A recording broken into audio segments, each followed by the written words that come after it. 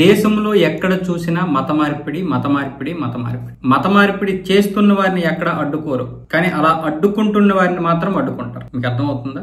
మత మార్పిడి చేయడం తప్పు కాదా అంటే మత మార్పిడి తప్పు. ఏ వ్యక్తి అయినా స్వేచ్ఛగా మతం మారితే తప్పు లేదు. కానీ మీరు అది చెప్పి ఇది చెప్పి మభ్యపెట్టి మతం మారే వరకు వాళ్ళ వెంటబడి చివరికి వాళ్ళని డబ్బు ఆశ చూపి మతం మార్చేస్తే తప్పు. అలా మతం మార్చడం తప్పు అంటున్నటువంటి అధికారులను కావచ్చు, రాజకీయ నాయకులు కావచ్చు, లేదా కొన్ని గుంపులు ఉంటాయి కదా, మన హిందూ సమాజం కోసం పాటుపడే గుంపులు, ఇలాంటి వారిని మాత్రం అడ్డుకోవడానికి ఎక్కడ లేని మంది వచ్చేస్తారు, ఎక్కడ లేని సంస్థలన్నీ వచ్చేస్తాయి, మానవతా మూర్తులన్నీ ఇక్కడే ప్రదర్శిస్తాయి. కానీ అమాయకులు మతం మారుస్తున్నారు కదా, మార్చాల్సినటువంటి అవసరం ఏమొచ్చింది? దాన్ని మాత్రం ఎవడు ప్రశ్నించడు. ఇప్పుడు బీజేపీ ఉన్నటువంటి పాలిత ప్రాంత రాష్ట్రాల్లో ఈ మత మార్పిడి చట్టాన్ని తీసుకురావడానికి తీవ్ర ప్రయత్నాలు జరుగుతున్నాయి, ముఖ్యంగా ఉత్తరప్రదేశ్ మాదిరిగా. ఇప్పుడు దానికి సంబంధించి ఎన్ని రాష్ట్రాలు తీసుకొచ్చాయి? ఉత్తరప్రదేశ్, మధ్యప్రదేశ్, హిమాచల్ ప్రదేశ్, ఉత్తరాఖండ్, ఛత్తీస్గఢ్, గుజరాత్, హర్యానా, జార్ఖండ్, కర్ణాటక.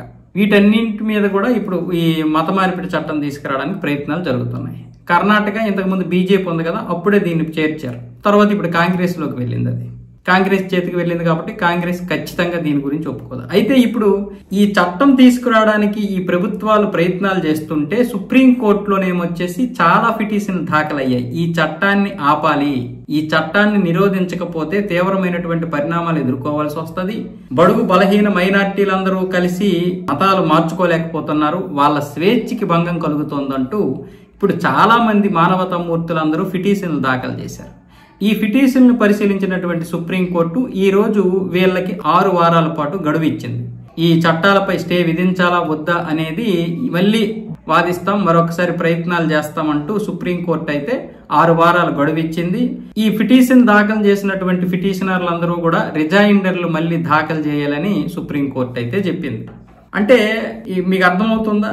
ఈ దేశాన్ని పూర్తిగా హిందూ దేశం కాకుండా అనేక విధాలుగా ప్రయత్నాలు చేస్తారు. ప్రపంచంలో ఉన్నటువంటి ప్రతి దేశానికి, చివరికి అమెరికా లాంటి దేశం కూడా, అంటే ప్రజాస్వామ్య దేశం కూడా, పురాతన ప్రజాస్వామ్య దేశం కూడా క్రిస్టియన్ దేశంగానే పేరుంటది. అన్ని దేశాలకి ఏ మతాలు ఉంటాయి, ఇక ఇస్లాం దేశాలు ఎలాగో ఉన్నాయిలేండి, కానీ మరి అతిపెద్ద ప్రజాస్వామ్య దేశం అయినటువంటి మన దేశం మాత్రం లౌకిక రాజ్యంగానే ఉండాలి. ఇది ఉంటేనే వీళ్ళ యొక్క ఆటలు సాగుతాయి. ఇలా అన్ని రాష్ట్రాలు ఈ మత మార్పిడి చట్టాలు తీసుకొస్తే మతం మారకపోతే ఇంకా దేశం ఇప్పుడు హిందుత్వంగానే ఉంటది.